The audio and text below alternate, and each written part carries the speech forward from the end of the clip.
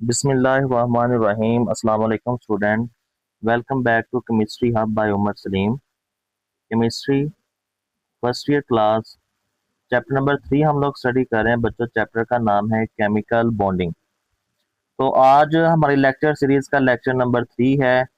Topic है 3.4.1 और बच्चों टॉपिक का नाम है एक्सपेंडेड ऑक्टेट इन पॉलीएटॉमिक आयन।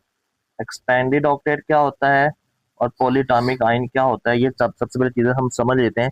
सबसे पहले बच्चों बात आती है कि जो लफ्ज यहाँ पे इस्तेमाल किया गया है एक्सपेंडेड ऑक्टेट या पॉलीएटॉमिक आयन, इनका क्या मतलब है। पॉलीएटॉमिक आयन कौन से होते हैं, पहले बच्चों पॉलीएटॉमिक आयन के बारे में देख लेते हैं। Polyatomic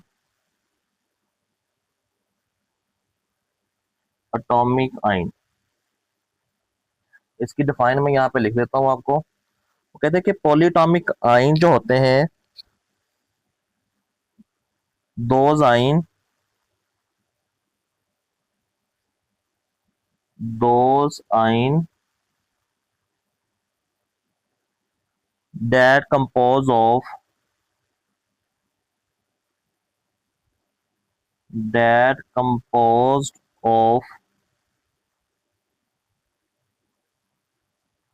more than one type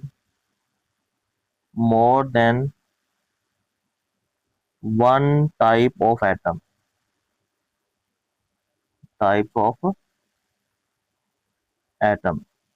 वो कहता है कि पॉलीएटॉमिक आयन ऐसे आयन होते हैं जो एक से ज्यादा एटम से मिलके बनते हैं।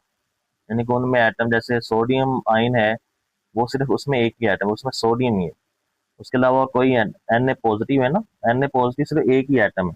तो जिसमें एक से ज्यादा एटम हो, more than one type of atom, और वो अलग अलग भी हो, ऐसी आयन को बच्चों बोलते हैं पॉलीएटॉमिक आयन। हम यहाँ पे एग्जाम्पल भी स्टडी करेंगे ऑफ कोर्स, ताकि हमारा जो कॉन्सेप्ट है वो और ज्यादा क्लियर हो जाए। एग्जाम्पल क्या है इसकी, हम यहाँ पे एग्जाम्पल लिख लेते हैं। सबसे पहले बच्चों बात आती है जैसे CO3, CO3 -2। ये देखे ना, इसमें कार्बन एक एटम है, ऑक्सीजन एक एटम है, दो अलग अलग एटम है ना। ऑक्सीजन कितने बच्चों, 3 है, तो एक से ज्यादा एटम है। तो ये कौन सा आयन है, ये कार्बोनेट आयन है। कौन सा आयन है बच्चों, इसको बोलते हैं कार्बोनेट आयन। इसके अलावा और कोई एग्जांपल, इसके अलावा और भी एग्जांपल है जैसे SO4-2। SO4-2 ये कौन सा आयन है बच्चों, ये सल्फेट आयन। इसमें एक सल्फर है, 4 ऑक्सीजन है, इसको बोलते हैं सल्फेट आयन। इसी तरह बच्चों NO3 है, NO3-1। तो ये कौन सा आयन है बच्चों, इसमें एक नाइट्रोजन है, 3 ऑक्सीजन, देखे ना, एक से ज्यादा एटम है। तो इसको क्या बोलेंगे, इसको बोलेंगे नाइट्रेट आयन। क्या बोलेंगे बच्चों, नाइट्रेट आयन। इसी तरह एक और है, एक और भी एग्जांपल कर लेते हैं। NH4 पॉजिटिव, NH4 पॉजिटिव, ये कौन सा आयन है बच्चों, ये आपके पास है अमोनियम आयन। तो ऐसे आयन जो जो एक से ज्यादा एटम से मिलके बने, ऐसे आयन जो एक से ज्यादा एटम से मिलके बने, ऐसे आयन को बच्चों बोलते हैं poly atomic ion. I hope कि आपको पॉलीएटॉमिक आयन का जो कॉन्सेप्ट है वो क्लियर होगा। तो ये जो आयन होते हैं ना, ये जो आयन पॉलीएटॉमिक आयन होते हैं बच्चों, इनके बारे में थोड़ी सी इंफॉर्मेशन वो देख लेते हैं। तो वो कहते हैं कि इनके ऊपर जो चार्ज होता है ना, आयन के ऊपर जो चार्ज होता है, वो उसको बोलते हैं फॉर्मल चार्ज। क्या बोलते हैं बच्चों, फॉर्मल चार्ज। फॉर्मल चार्ज कैसे निकलता है, फॉर्मल चार्ज होता है इनका नेट आयन। जो नेट चार्ज होता है ना, नेट चार्ज का मतलब है कि जिनका जो चार्ज है वो जमा करके होता है। जैसे कार्बोनेट आयन है, एक एग्जांपल भी साथ हम देख लेते हैं ताकि हमारा जो कॉन्सेप्ट है वो अच्छे तरीके से क्लियर हो जाए। और बच्चों ऐसी इंफॉर्मेशन वीडियो देखने के लिए यूट्यूब चैनल को सब्सक्राइब करें, लाइक करें, अपने दोस्तों के साथ शेयर करें। तो कार्बोनेट आयन जैसे इसका नेट चार्ज क्या होगा, for example C double bond O, इस तरफ ऑक्सीजन है और इस तरफ ऑक्सीजन है, इसको बोलेंगे कार्बोनेट आयन। ठीक है, अब ऑक्सीजन ने एक एक बॉन्ड बनाया हुआ दोनों साइड पे, कार्बन की वैलेंसी तो सेटिस्फाइड है, लेकिन ऑक्सीजन आपको पता है डबल बॉन्ड बनाता है, लेकिन यहाँ पे ऑक्सीजन ने एक एक बॉन्ड बनाया हुआ है। तो इस वजह से ऑक्सीजन ने एक बॉन्ड कम बनाया हुआ है। जब कोई एटम एक कम बॉन्ड बनाता है उसके ऊपर चार्ज आता है नेगेटिव, इसके ऊपर भी कौन सा चार्ज आ जाएगा, नेगेटिव। एक और एक दो, नेट चार्ज का मतलब है दो, जो भी चार्ज उनको आपने क्या कर देना है, ऐड कर देना है। एक और एक दो का मतलब है कि सी डबल बॉन्ड ओ, इस तरफ भी ऑक्सीजन है, इस तरफ भी ऑक्सीजन, इसके ऊपर जो नेट चार्ज आ जाएगा एक और एक दो हो जाएगा, वो आ जाएगा -2। तो ये नेट चार्ज का मतलब है कि जो फॉर्मल चार्ज होता है ना, इसके ऊपर जो चार्ज आपको नजर आ रहा होता है, जैसे इसके ऊपर -2 है, इसके ऊपर -2 है, -1 है, प्लस है, तो इसका जो प्लस करके फॉर्मल चार्ज पूरा नेट चार्ज, जैसे सल्फेट आयन है, सल्फर जो है बच्चों डबल बॉन्ड ओ, इधर भी डबल बॉन्ड ओ, इस तरफ सिंगल बॉन्ड ओ और इस तरफ सिंगल बॉन्ड ओ। तो सल्फर ने जो है वो बॉन्ड बनाए हुए हैं, लेकिन इसने ऑक्सीजन ने एक कम बॉन्ड, इसके ऊपर माइनस चार्ज आ जाएगा, इसके ऊपर कौन सा चार्ज आ जाएगा, माइनस। तो एक और एक कितने हो जाएंगे बच्चों, दो हो जाएंगे, तो SO4 -2। तो इस तरह इसके ऊपर -2 चार्ज आ जाता है। आई होप कि फॉर्मल चार्ज का मतलब आपको जो है वो पता चल जाएगा। फॉर्मल चार्ज जो होता है वो हम कैलकुलेट भी कर सकते हैं, आगे कैसे कैलकुलेट कर सकते हैं। उसके अंदर number of electron in their valence shell after bond formation. वो कहता है जो फॉर्मल चार्ज है ना, फॉर्मल चार्ज पॉइंट है बच्चों के formal charge is calculate bye formal charge is calculate by the number of electron, the number of electrons in their valence shell। कैसे कैलकुलेट किया जाता है कि उनके नंबर ऑफ इलेक्ट्रॉन कितने आखिरी शेल के अंदर, after bond formation, after bond formation, bond बनाने के बाद। तो इस तरह हम फॉर्मल चार्ज है वो क्या कर सकते हैं बच्चों, कैलकुलेट कर सकते हैं। अब कॉन्सेप्ट जो है, अगला कॉन्सेप्ट हमने पढ़ लिया कि पॉलीटॉमिक आयन क्या होते हैं। अब बच्चों अगली जो बात है वो है एक्सपेंडेड ऑक्टेट क्या होता है। What is mean by expanded octet, जो लफ्ज यहाँ पे इस्तेमाल किया गया है उसको भी जरा देख लेते हैं। एक्सपेंडेड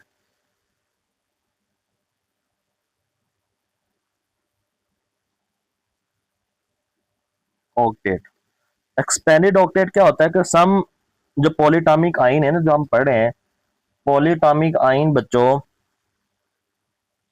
इन पॉलीटॉमिक आयन, इन पॉली एटॉमिक आयन के अंदर बच्चों द सेंट्रल एटम जो होता है ना, द सेंट्रल एटम,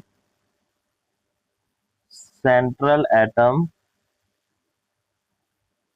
वॉयलेट, वो खिलाफ वर्जी करता है। किसकी खिलाफ वर्जी करता है भाई, दी ऑक्टेट रूल। किसकी खिलाफ वर्जी करता है, ऑक्टेट रूल की। जो सेंटर वाला एटम होता है वो खिलाफ वर्जी करता है किसकी बच्चों, ऑक्टेट रूल की। तो जब वो ऑक्टेट रूल की खिलाफ वर्जी करता है, यानी कि खिलाफ वर्जी का मतलब है कि उसने तो 8 इलेक्ट्रॉन रखे हैं ना। ऑक्टेट रूल होता है contain 8 electron in its, 8 electron in valence shell, आखिरी शेल में 8 इलेक्ट्रॉन रखने को बोलते हैं ऑक्टेट रूल। ऐसे ही बच्चों उसको बोला जाता है ऑक्टेट। लेकिन जो ऑक्टेट रूल की करेगा खिलाफ वर्जी उसको बोलते हैं एक्सपेंडेड ऑक्टेट। क्या बोला जाता है, एक्सपेंडेड ऑक्टेट। तो यहाँ पे हम एग्जांपल स्टडी करेंगे, आपको ज्यादा क्लियर समझ आ जाएगा। एग्जांपल नंबर 1 है आपकी बुक की, एग्जांपल 1 बच्चों, एग्जांपल हम स्टडी करेंगे सल्फेट आयन की। सल्फेट आयन आपको पता है SO4 -2, ठीक है। सल्फेट आयन का हमने स्ट्रक्चर भी ड्रॉ किया था, हम एक दफा फिर से ड्रॉ कर लेते हैं। सल्फर जो है वो सेंटर में होता है, उसको बोलते हैं सेंट्रल एटम। सल्फर कहाँ पे होता है बच्चों, सेंटर में। Double bond oxygen, double bond oxygen, single bond oxygen और सिंगल बॉन्ड ऑक्सीजन। ऑक्सीजन के ऊपर होता है बच्चों नेगेटिव चार्ज। ये देखें यहाँ पे, सल्फर ने 1 2 3, 4, 5 और 6। सल्फर के बच्चों आखिरी शेल के अंदर कितने इलेक्ट्रॉन है? 6 इलेक्ट्रॉन। 6 के 6 के साथ उसने क्या बनाया हुआ है? बॉन्ड बनाया हुआ है। अब 6 सिर्फ इसके तो नहीं ना होंगे, 6 7 इसने लिए भी हुए हैं ना, शेयर किए हुए हैं ना। जहाँ पे देखें 1 इलेक्ट्रॉन ऑक्सीजन का इसका, 2 इलेक्ट्रॉन इस ऑक्सीजन के, 1 इलेक्ट्रॉन इस ऑक्सीजन का, 2 इलेक्ट्रॉन इस ऑक्सीजन के। अब टोटल कितने हो गए? 6 इसके अपने और 6 बाकी। टोटल बच्चों इसके बैलेंस शेल के अंदर है total valence electrons in sulphur, in valence shell of sulphur, valence shell of sulphur. Sulphur के बच्चों आखिरी शेल के अंदर जो टोटल इलेक्ट्रॉन आ जाएंगे दैट इज 12 इलेक्ट्रॉन। देखिए ना, ये तो 8 रखने चाहिए थे, कितने आ गए हैं बच्चों? ये तो 12 आ गए हैं। कितने आ गए हैं बच्चों? 12 आ गए। तो इसने ऑक्टेट रूल की खिलाफ वर्जी कर दी। तो इसने इसको क्या क्या बोलेंगे? इसको बोलेंगे, हम बोलेंगे एक्सपेंडेड ऑक्टेट। ऐसा पॉलीटॉमिक आइन जिसका जो सेंट्रल एटम है वो ऑक्टेट रूल की क्या कर दे? खिलाफ वर्जी कर दे, उसको हम क्या बोलेंगे बच्चों? एक्सपेंडेड ऑक्टेट बोलेंगे। अब ये खिलाफ वर्जी होती क्यों है, इसको जरा समझ लेते हैं। इसके लिए हमें एक तो ये मैंने निकाले ना, हमने गिन के निकाले कि 6 इसके अपने हैं, 6 इसने हासिल किए हुए 12। इसको निकालने का एक फार्मूला भी आपकी बुक के ऊपर है, नंबर ऑफ वैलेंस इलेक्ट्रॉन अगर आपने निकालने के कितने लिए हुए हैं सेंट्रल एटम ने, तो नंबर ऑफ वैलेंस इलेक्ट्रॉन निकालने का एक फार्मूला भी आपकी बुक के ऊपर है, वो अभी हम देख लेते हैं। नंबर ऑफ वैलेंस इलेक्ट्रॉन निकालने का फार्मूला क्या है बच्चों? 2 multiply by number of double bond electron, number of double bond electron plus multiply करना 2 को, फिर मल्टीप्लाई करना है number of single bond electron. Number of double bond electron को प्लस करना है 2 multiply number of single bond electron. अब यहाँ पे देखें डबल बॉन्ड इलेक्ट्रॉन बच्चों कितने हैं? 1 2 3 4, 4 है ना, 4 ने डबल बॉन्ड बनाया हुआ है ना। तो number of double bond electron हम यहाँ पे लिख लेते हैं 2 इंटू डबल बॉन्ड इलेक्ट्रॉन बच्चों कितने? 4 plus number of single bond electron कितने? 1 और 1 2। तो 2 इंटू आगे जाएगा 2, 4 2 जार 8 प्लस 2 2 जार 4, 8 प्लस 4 कितना आ जाएगा बच्चों? आपके पास आ जाएगा 12 इलेक्ट्रॉन। तो इसका मतलब है आखिरी शेल के अंदर कितने नंबर ऑफ वैलेंस इलेक्ट्रॉन निकालने का फॉर्मूला भी हमारे बुक के ऊपर लिखा हुआ है कि नंबर ऑफ वैलेंस इलेक्ट्रॉन जो है वो आप किस तरह मैयर कर सकते हैं। तो एक तो हम गिन के भी मैयर कर सकते हैं, लेकिन आप फार्मूला को फॉलो कर ले, फार्मूला भी इजी है। Number of double bond electron plus 2 into multiply double number of single bond electron. इस तरह आप ये भी निकाल सकते हैं। अच्छा, क्वेश्चन ये है कि ये 12 इलेक्ट्रॉन कैसे रख सकता है? क्वेश्चन तो ये है कि हम इसके लिए हम सल्फर के जो स्ट्रक्चर है, ढांचा है, उसके अंदर जाएंगे बच्चों, ताकि हमारे पास प्रूफ हो कि किस तरह ये 12 हम एक्सप्लेनेशन करेंगे। इसके स्ट्रक्चर की जो सेंट्रल एटम है उसकी एक्सप्लेनेशन के ऊपर जाएंगे। जो सल्फर है बच्चों, सल्फर के अगर अटोमिक अगर इलेक्ट्रॉनिक कन्फिग्रेशन देखी जाए, सल्फर का अटोमिक नंबर होता है 16। सल्फर का अटोमिक नंबर क्या होता है बच्चों? 16। अगर इसकी इलेक्ट्रॉनिक कन्फिग्रेशन लिखी जाए 1s2 2s2 2p6 3s2 and 3p4, और इसके बाद 4s आता है, लेकिन 4s की बजाय हम यहाँ पे लिखेंगे क्योंकि तीसरा शेल है, तीसरा शेल के अंदर क्या आ जाएगा? 3d0, उसके अंदर कोई इलेक्ट्रॉन नहीं होता। तो यहाँ पे हम आखिरी शेल को जरा देख लेते हैं 3s। ये आपके पास 3s है, या p के कितने ऑर्बिटल्स होते हैं? 3 ऑर्बिटल्स होते हैं, px py और pz। आपके पास 3p है, और d और ऑर्बिटल के कितने, d के कितने ऑर्बिटल्स होते हैं? 5, 1 2 3 4 और 5। ये आपके पास आ जाएगा 3d। अब देखें अगर इलेक्ट्रॉन की फिलिंग की जाए ना, तो s के अंदर ऑपोजिट स्पिन के साथ आ जाएंगे 2, p के अंदर ऑपोजिट स्पिन के साथ 2, 1 और 1। तो टोटल कितने हो गए? 2 2 4 2 6। तो डी के अंदर कोई इलेक्ट्रॉन नहीं होता। तो इलेक्ट्रॉन जो है वो जब वो एक्साइटेड स्टेट के अंदर जाते हैं ना, हम वीबीटी आगे एक थ्योरी पढ़ेंगे, वैलेंस बॉन्ड थ्योरी, उसके अंदर हमने ये पढ़ेंगे भी कि जो अनपेयर इलेक्ट्रॉन होते हैं ना, एक एटम के जितने अनपेयर इलेक्ट्रॉन होते हैं वो उतने बॉन्ड बनाते हैं।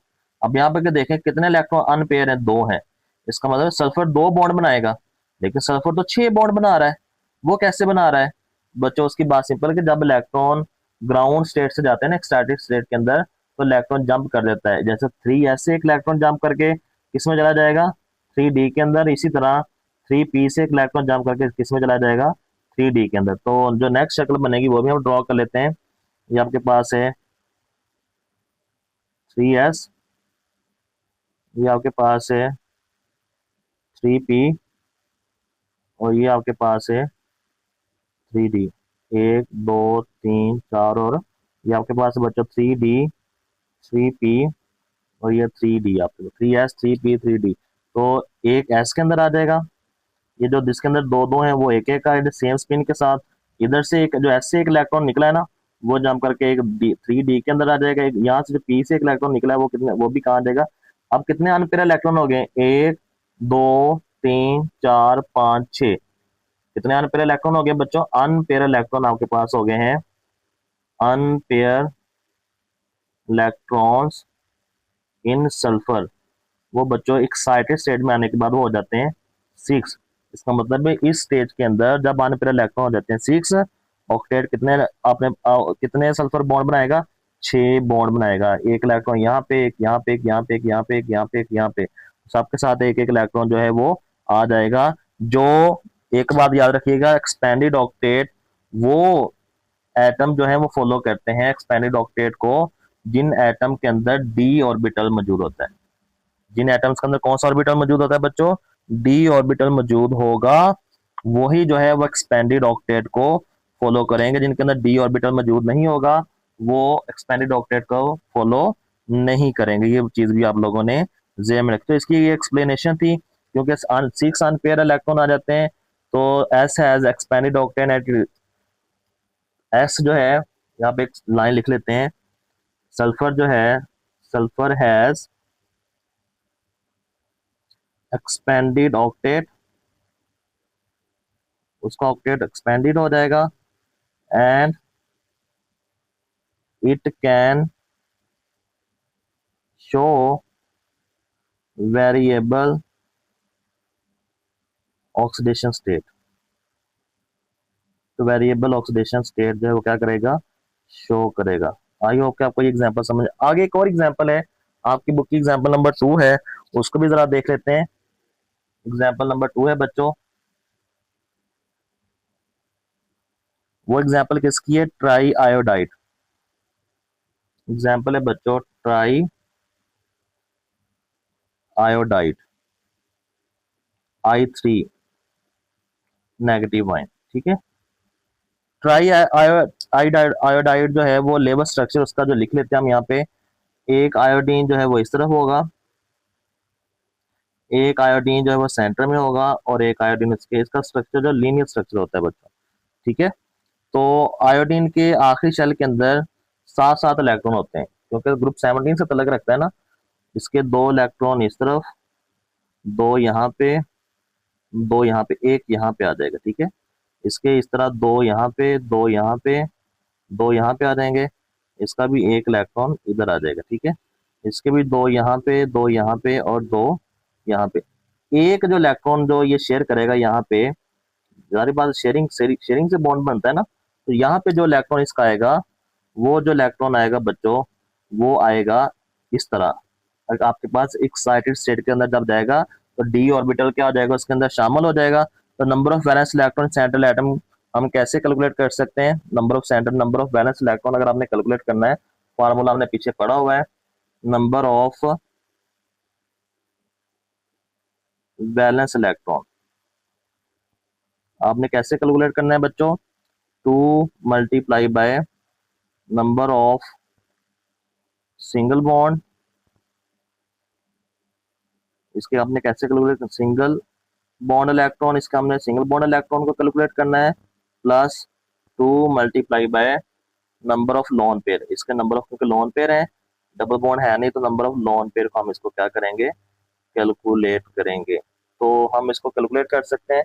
तो बच्चों यहाँ पे देखें, एक आयोडीन का जो सेंट्रल एटम है, बॉन्ड पेयर कितने बना रहा है, दो बना रहा है, 2 into 2। तो लोन पेयर कितने, एक, दो और तीन, एक, दो और तीन, लोन पेयर कितने बच्चों, तीन है, 2 into 3। तो यहाँ पे देखते हैं, 2 2 4 प्लस 3 2 6, 6 + 4 का आपके पास क्या आ जाएगा, 10। 10 इलेक्ट्रॉन बच्चों, नंबर ऑफ वैलेंस इलेक्ट्रॉन जो होंगे आयोडीन के पास, वो सेंट्रल वाले आयोडीन के पास, वो कितने होंगे बच्चों, वैलेंस इलेक्ट्रॉन वो होंगे 10। तो इसने ऑक्टेट रूल की खिलाफवर्जी की है। किसने किसको फॉलो किया है, एक्सपेंडेड ऑक्टेट को फॉलो किया, ठीक है। Central iodine atom has 10 electrons, so the octet expand by 2 electrons। तो सेंट्रल एक लाइन लिख लेते हैं यहाँ पे, जो सेंट्रल आयोडीन है, सेंट्रल आयोडीन एटम जो है हैज 10 इलेक्ट्रॉन इन इट्स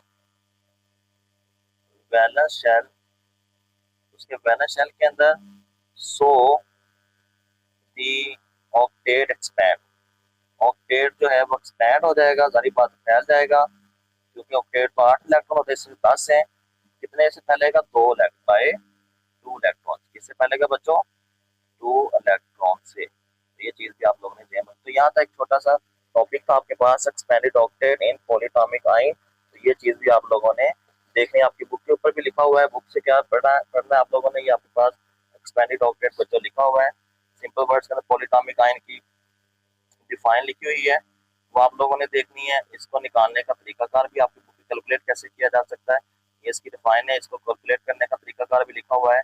ये आगे अमोनियम आयन लिखा हुआ है, carbonate ion, sulphate ion, nitrate ion, उसके बाद एक्सपेंडेड ऑक्टेट क्या होता है, उसकी एग्जांपल यहाँ पे लिखी हुई है, एक्सपेंडेड ऑक्टेट